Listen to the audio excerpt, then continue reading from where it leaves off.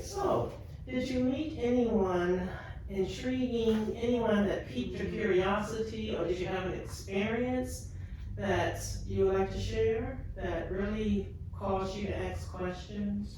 So, right, the woman who was more evangelical Yeah. in her ministry, and when we would talk about the Bible of Peter, we were working with 1 Peter, and she would talk from an evangelical perspective of telling you.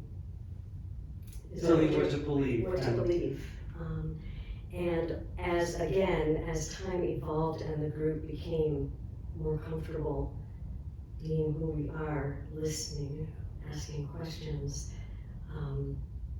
she at the end all of a sudden realized, I don't have to tell you that I can listen too. I can also hear. And it was just it was an amazing experience. There was one thing, the Archbishop in the beginning had spoken about alienation and hope.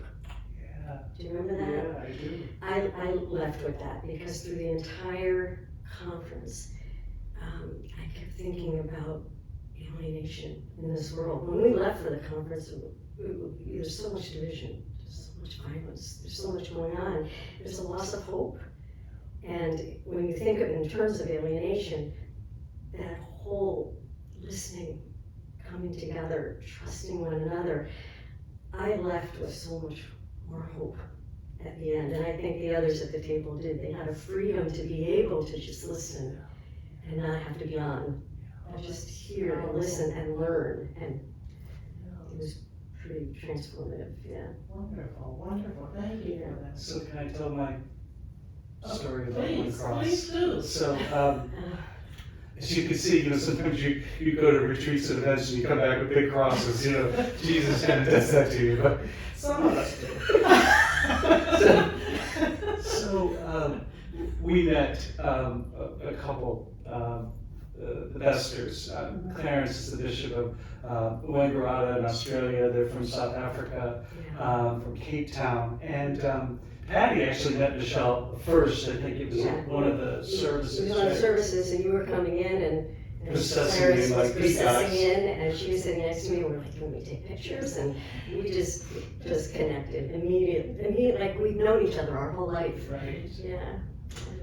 And so we were able to spend some time with them to hear their stories, and just powerful stories. And there was a quick connection. And on the last day that we were there, Clarence gave me this, which was one of the first crosses he bought for himself, which really is just so powerful to me. So we walk together in this. There are signs and symbols of how we're interconnected, and what a gift that is.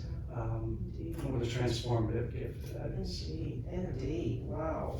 So tell me, as a whole, now that you've been to Canterbury, to Lambeth, what can you say about this moment? What stays with you? How does it speak to the Episcopal Church and into the Episcopal Diocese of Bethlehem? There was another phrase that I thought of. It was a few days before the end of the conference. I said, I think it just came all together. I think it all just came together. Yeah, you said that to me, yeah. I took a day of an afternoon of just walking and listening and paying attention with my faith. And I felt, God's words of, why did you take your eyes off me? The answers are right in front of you. And just to be more aware of that it's so easy for us in the midst of all this alienation and fear and all of that we don't stay focused on what we need to pay attention. That's what I walked away with. And in the context of that, I felt more hope than I did alienation. That there was hope. That we came together and we had hope at the end of this, together, this world, of this global conference. Wow. Yeah. Wow. I want to visit Canterbury. I want to bring Lambeth. Bishop, what would you like to add? Yeah,